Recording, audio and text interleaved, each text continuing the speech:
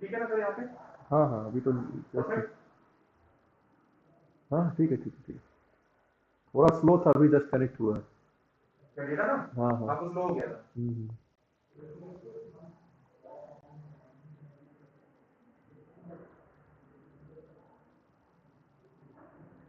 Good evening Ishika how are you doing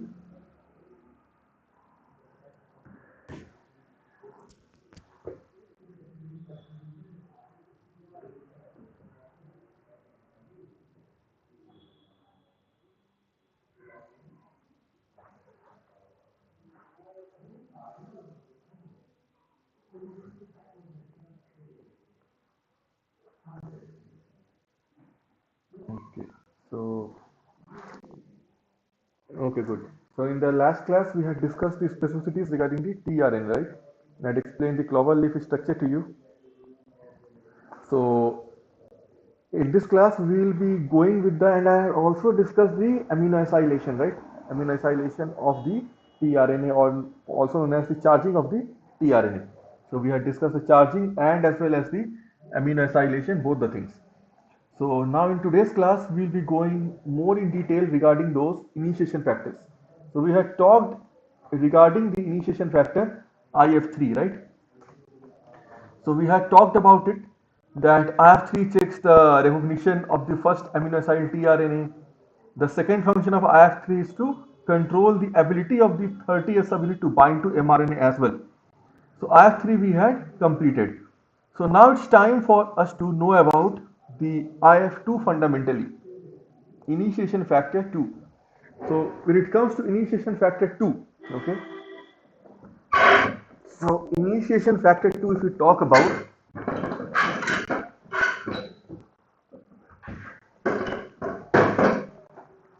so what happens is initiation factor 2 is a GTPase, you can say.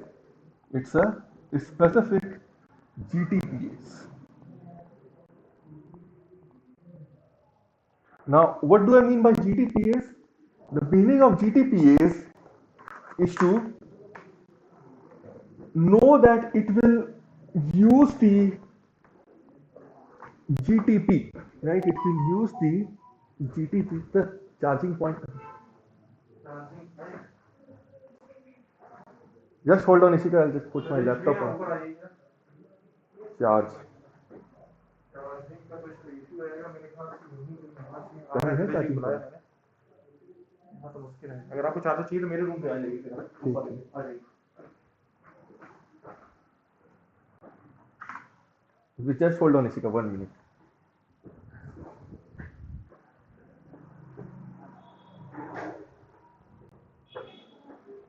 यहाँ बैठ जाइए sir, ये charger है? हाँ हाँ ठीक ठीक।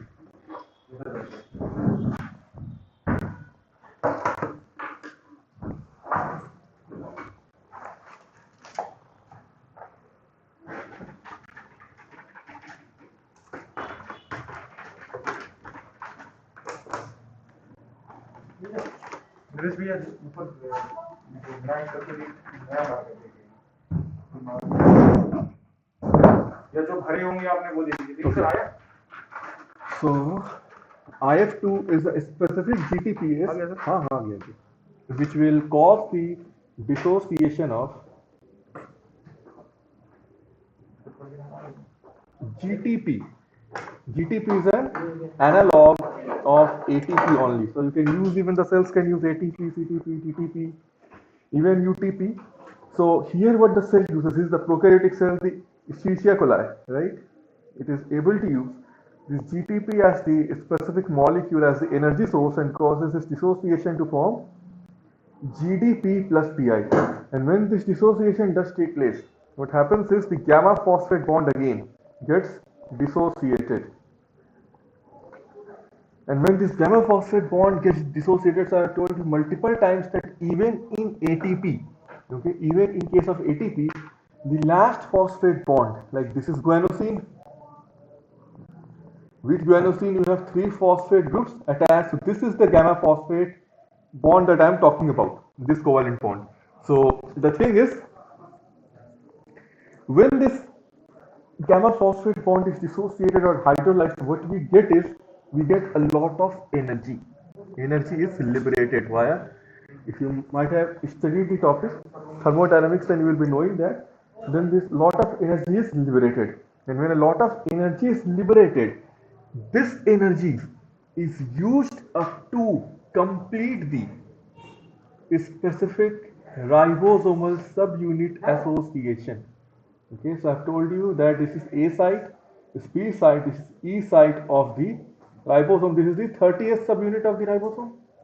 So I told you that these sites are the partial AP and E sites, but after the association of IF2 GTP, when it becomes GDP, means when you have liberated the energy, then what will happen is it will be able to cause the association of the largest subunit, the 50th subunit.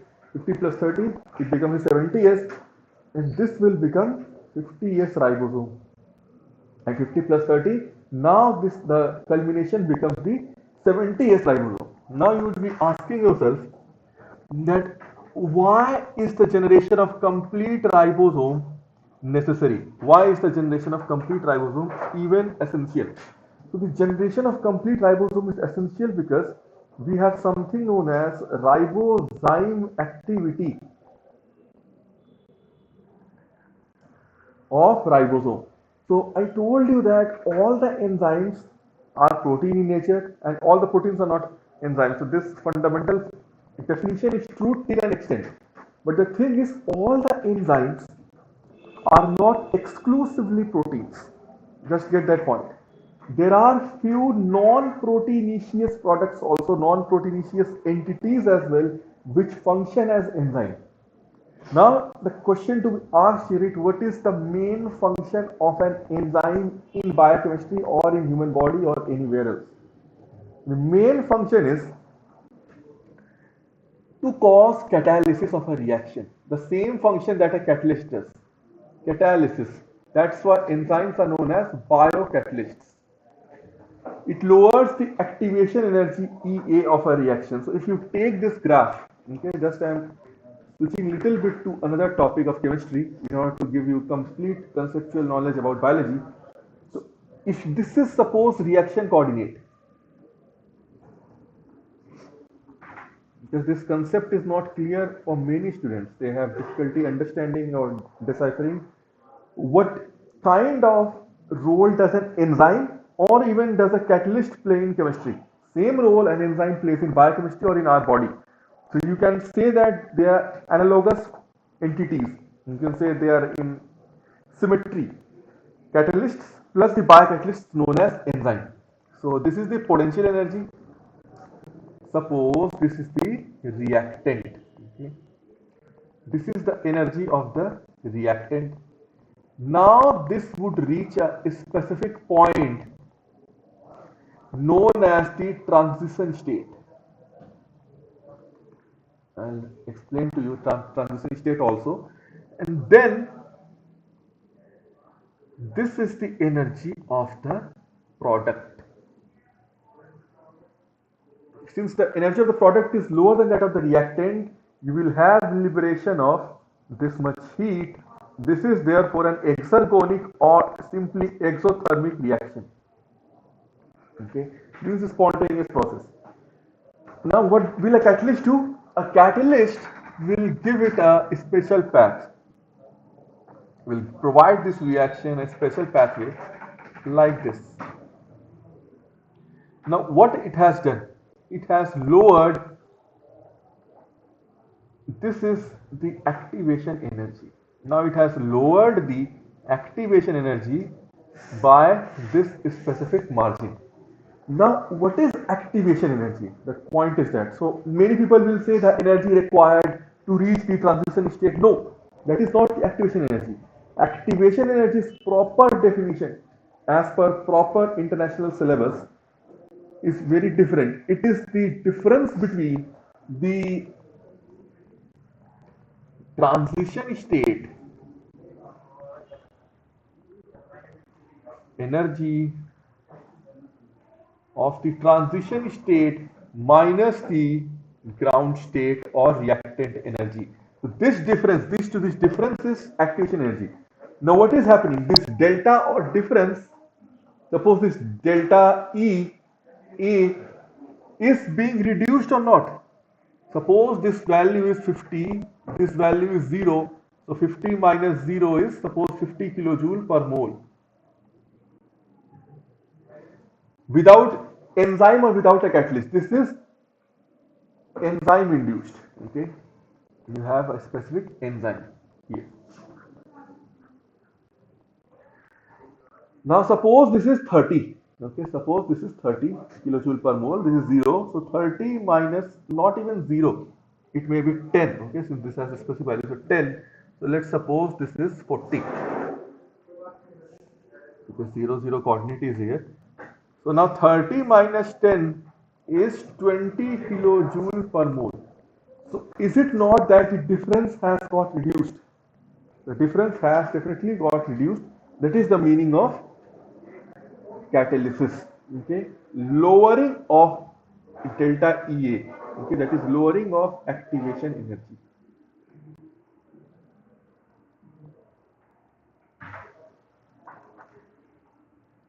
And this transition state is reached. Why? Because this is the state at which the molecules will attain the most probable kinetic energy.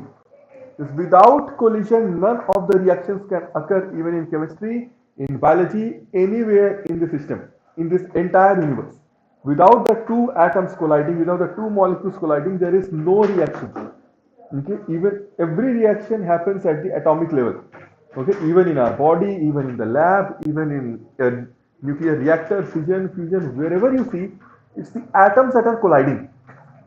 Okay, so lock and key model, binding fit model of any enzyme, any model you take, you will need to collide, you will need to bind, and those associations that binding must be proper. So at transition state, what happens is, at this specific transition state, what happens is,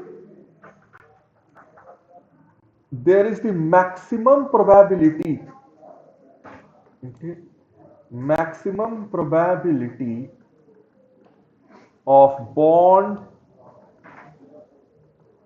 dissociation and formation. Means various types of even non-covalent, non-ionic, like van der Waals forces, London forces, all those types of forces will come into action. Now, many of those bonds need to be broken because that is the reactant. Many other bonds need to be produced because that is the product.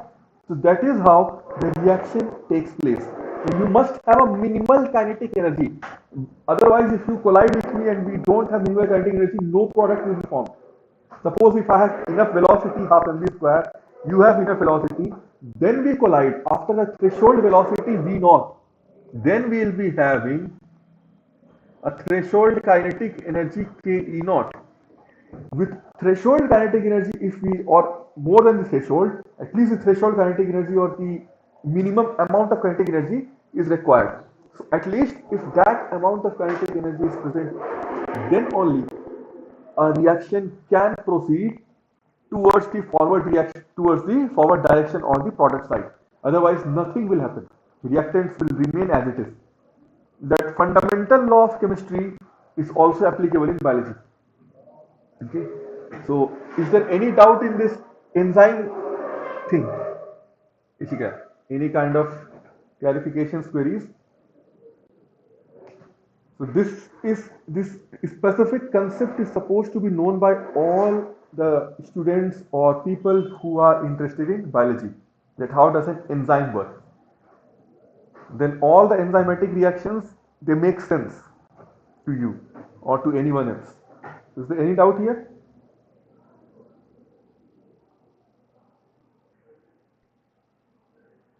Any kind of query?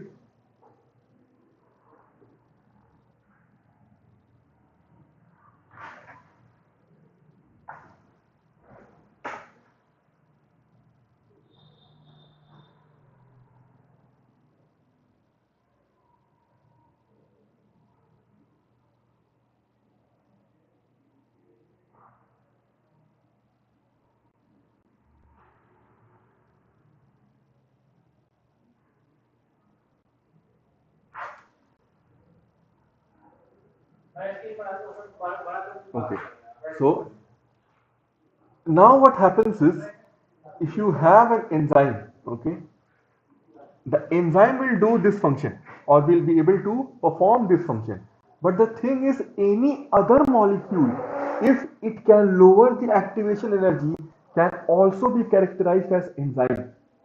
So to our surprise, to our astonishment, what happens is, the 23S rRNA, which is the component of the 50S ribosome, the largest subunit, it acts as an enzyme.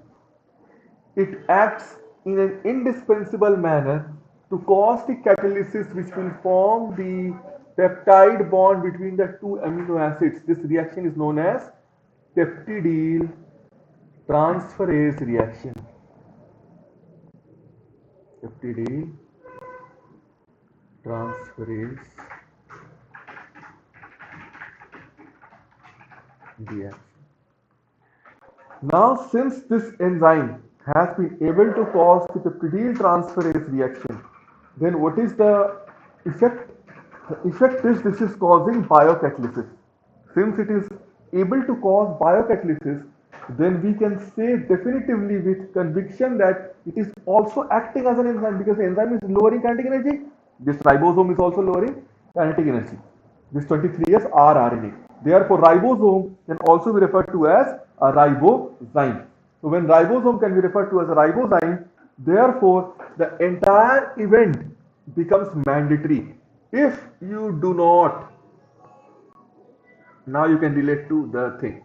If you do not use IF2 GTP, and then these sites can never be completed, then this 50S ribosomal subunit is indispensable, because otherwise first will come into A side, P side, then A side, and then the reaction between the two amino acids, the formation of the peptide bond, will never ever happen, and you will never be able to achieve your purpose, achieve the milestone of forming or synthesizing the specific polypeptide chain, so which we are about to synthesize, or which we are going to synthesize. So we are not going to achieve that specific milestone, and then our entire process will go in vain, right? So we don't want the entire process to go in vain, because if it does go in vain, what will we lose?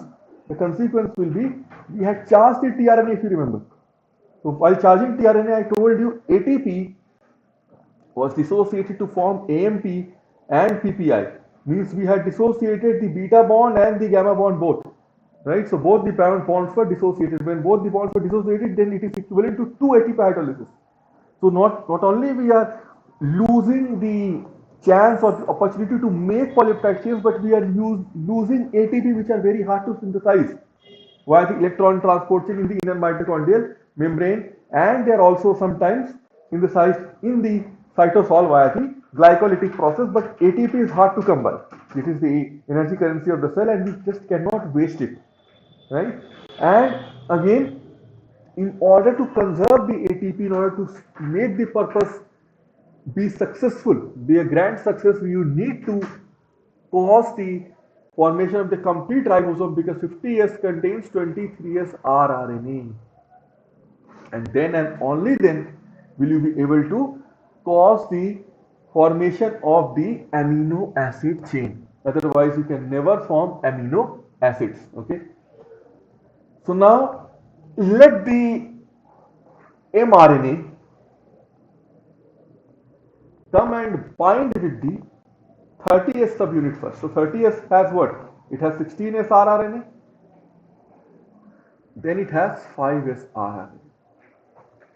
Now to your surprise, this 16S rRNA is used as a specific signature molecule, because this is extremely conserved. Conserved means its sequence is the same in all the proteins. AUG. This is the initiation codon. I am reading from the opposite end, okay, to make it, or I can make it little bit clearer for you. Make the mRNA like this from 5 to 3 end.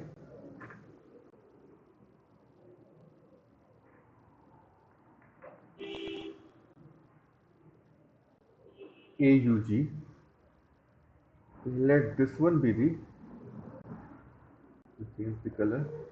Let this one be the your 16S rRNA. Now 5 prime to 3 prime here. Now what will you do is, this is your 10 BP upwards. So this is 10 base pair till here upstream. So upstream, downstream you already know from the transcription. Now 10 BP upward, there is a sequence known as Sine-Dalgano sequence, present in the mRNA itself. And then what you have is a specific sequence here known as anti-Sine-Dalgano sequence.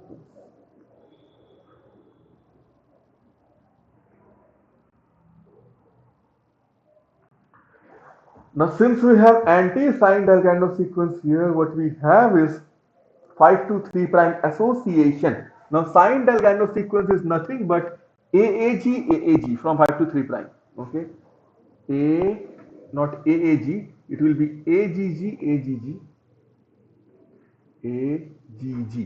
So this from 5 to 3 prime, write it again, AGG. This one is the Sine-Dalgano sequence, and its complementary will be anti-Sine-Dalgano. So this is specifically present where? In the mRNA itself.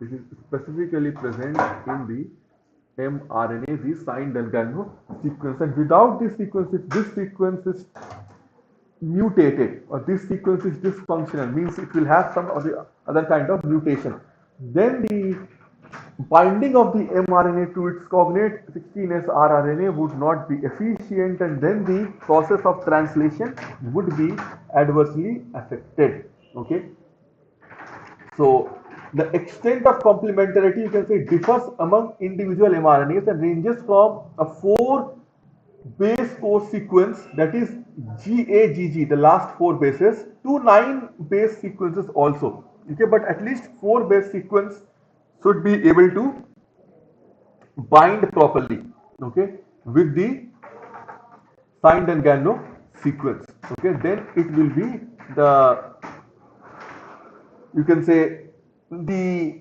translation process will continue properly.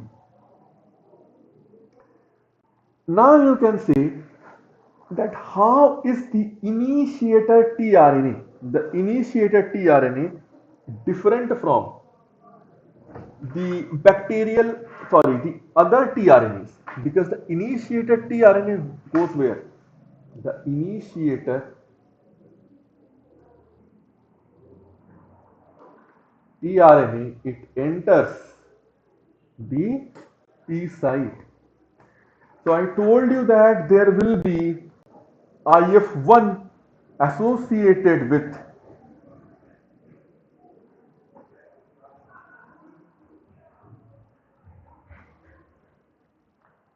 IF1 associated at the vicinity of A site. Initiated tRNA enter the A site. How? It is here and IF3 is here. And I had told you that the N-terminal domain of IF3 would be covering the E site, so that the initiated tRNA does not enter the E site. Then only the initiated tRNA would be entering the P site. Okay. Now, if it enters the P site, how is it able to enter the P site? That is my question, because there must be some specificity that I should be recognizing you by your voice or by your face, right? Suppose I am the P site, you want to come and shake my hand. So I should know who you are. Otherwise, why will I shake your hand? You may be carrying any weapon or any bombs, or your hand has some kind of SARS-CoV-2 or bacillus and traces, anything you can contain. So why would you shake hand of a stranger, right? So the same thing, you should be having some specificity, some peculiarity, thereby I can recognize you and let you shake my hand. Same way, the tRNA, the initiated tRNA, which is charged with, I told you, always the first codon is AUG, and AUG codes for methionine, sulfur containing amino acid methionine, and cysteine. These are the two amino acids that contain sulfur. So it always, mostly 99.9% of the time, it is methionine, the initiated tRNA, because AUG is the predominant first codon.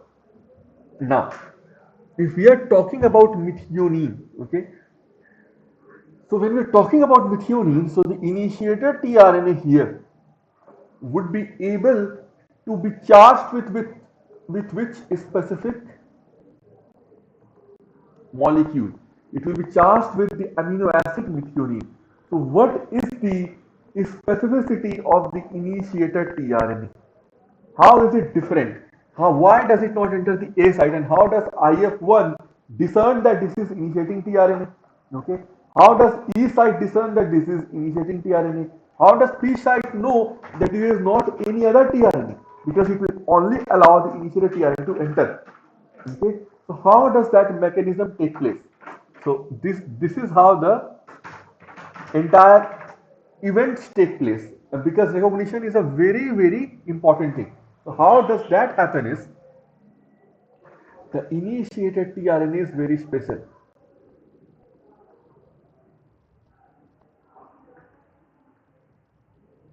You can say very unique. Okay. So why is it unique? Because the initiated tRNA, if you see, the initiated tRNA is always attached, the methionine is always attached with a formyl group. So it is known as N-formyl methionine or N-formyl methionine tRNA. Okay, so it's amino acid. Okay, it is charged with the amino acid to generate methionine tRNA, but the formylation reaction also occurs. Okay, so what happens is, we have a specific formylation reaction which will attach the formyl group to the, you can say, methionine tRNA, okay, or to the methionine present in the tRNA. So what happens is we have this tRNA which is charged with methionine, okay, and this methionine gets attached with a formyl group at the amino terminal end. So locking that end gets locked. So formyl methionine tRNA. That is the first modification, that is methionine is formylated. But from where would the formyl group come? That is again a question. So there is a substrate known as N, you can say 10 formyl tetrahydrofolate.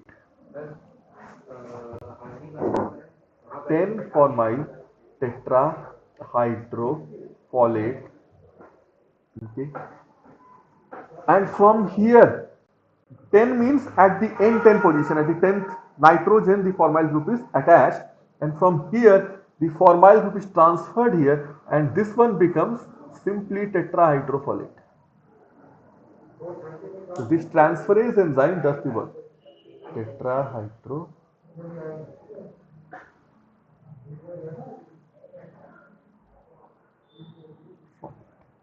okay, so this transferase enzyme is able to do this job, okay, is able to perform this specific job, okay.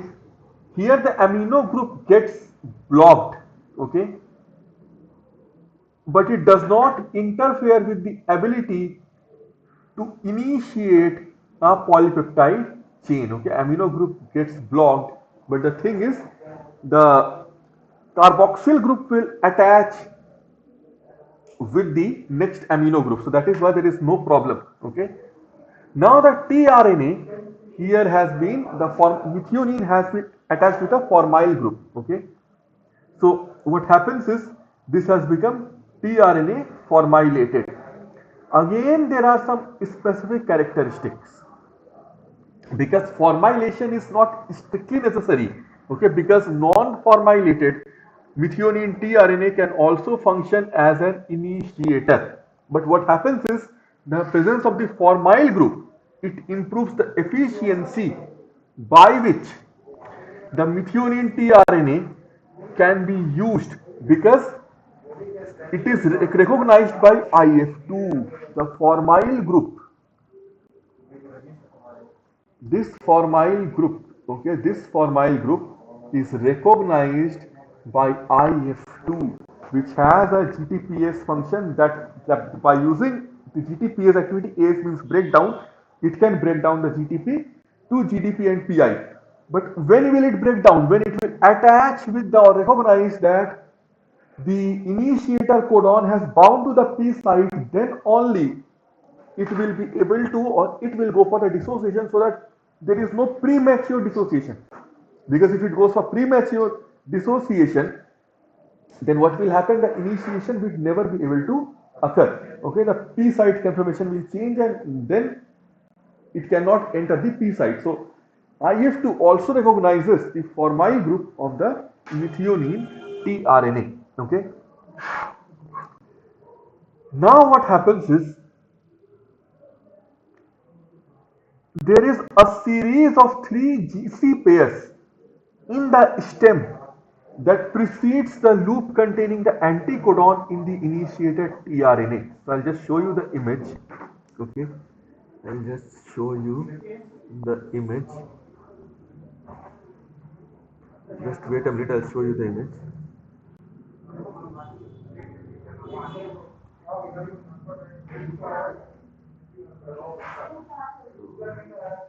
Just hold on, I'll just share the screen.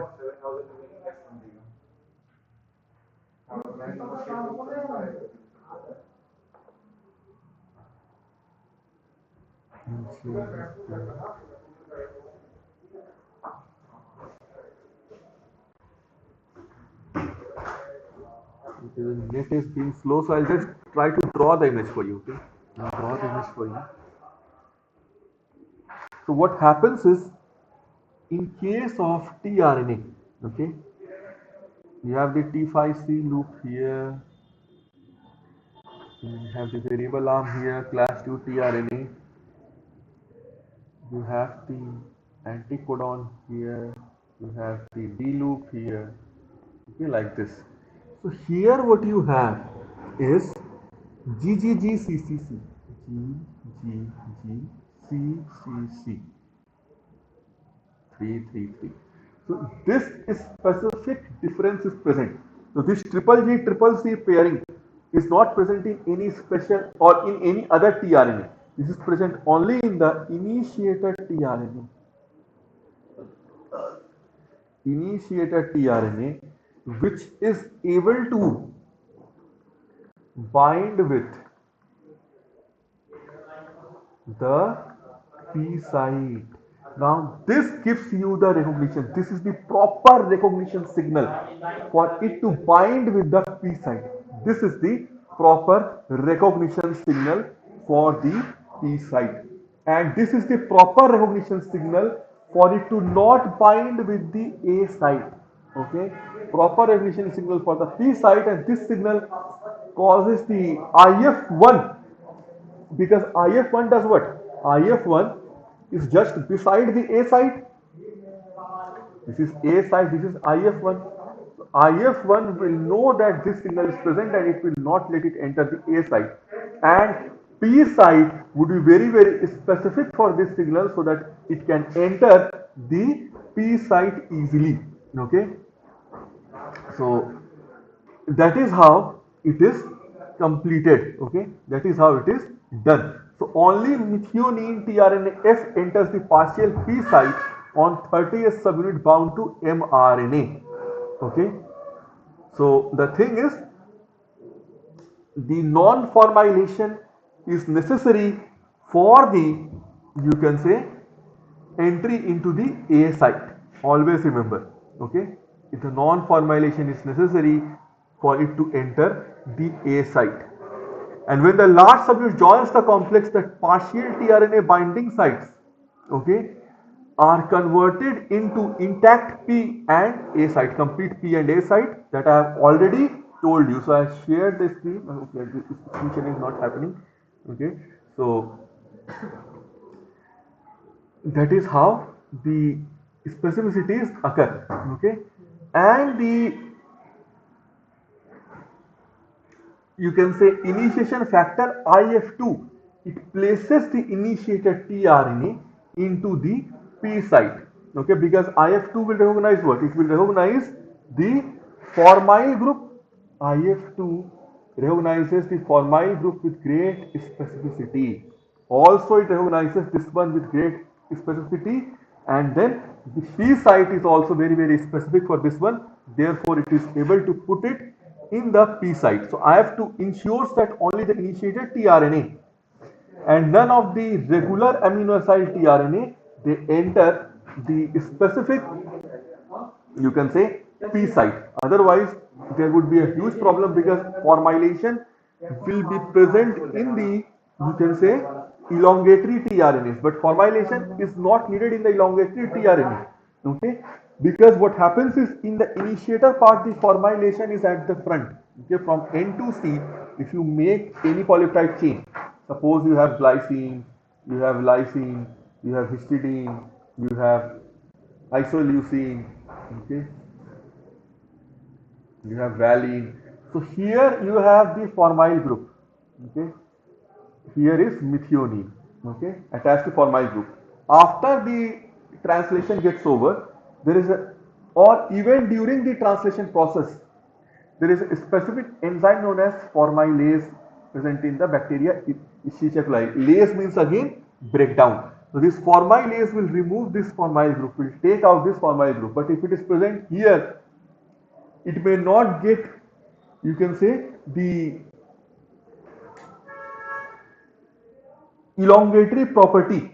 Okay, because it is the glycine, not the methionine. So methionine O cannot lock in with N, because here the N is locked, but the COH is going with this NH2. But if this is formilated, then methionine cannot lock in with glycine, and there will be extreme repercussion in case of, or during the process of,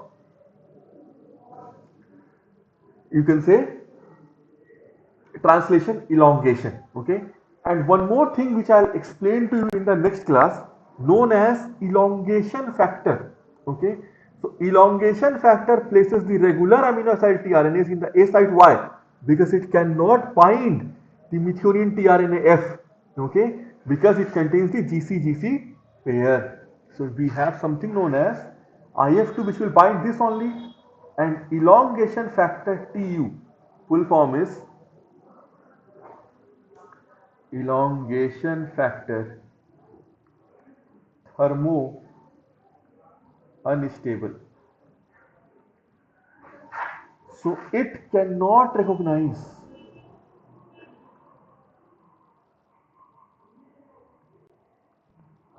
the initiator tRNA. Okay.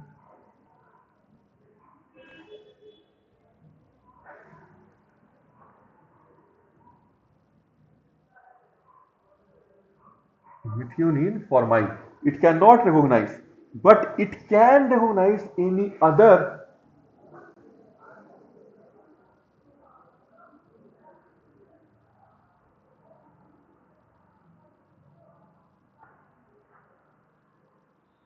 non, or any other, you can say, regular amino acyl tRNA. Because what will happen is the amino acyl tRNA, which are regular amino acyl tRNA, they will not contain, okay, they will not comprise of this specific GC and formyl group. So that is the recognition for that one. Therefore, and in the A site, okay, the IF1 again does not recognize the GC. So it doesn't let it enter, and EF2 recognizes that, and then EF2 enters the A site. So there are parts, you can say, various mechanisms which come into action. IF1 doesn't recognize this one, so IF1 will bind, okay.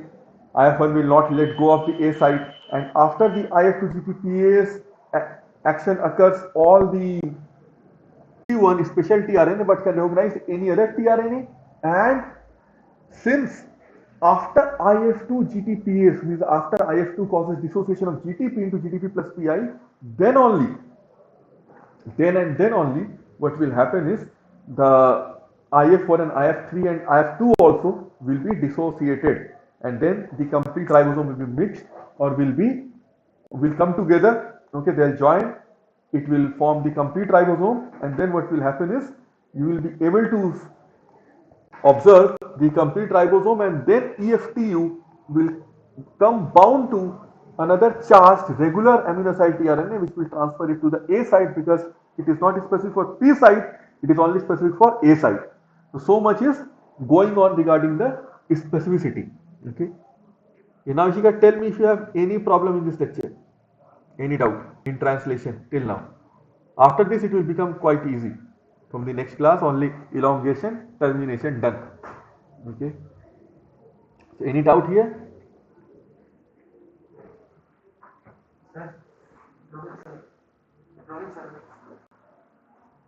Any doubt?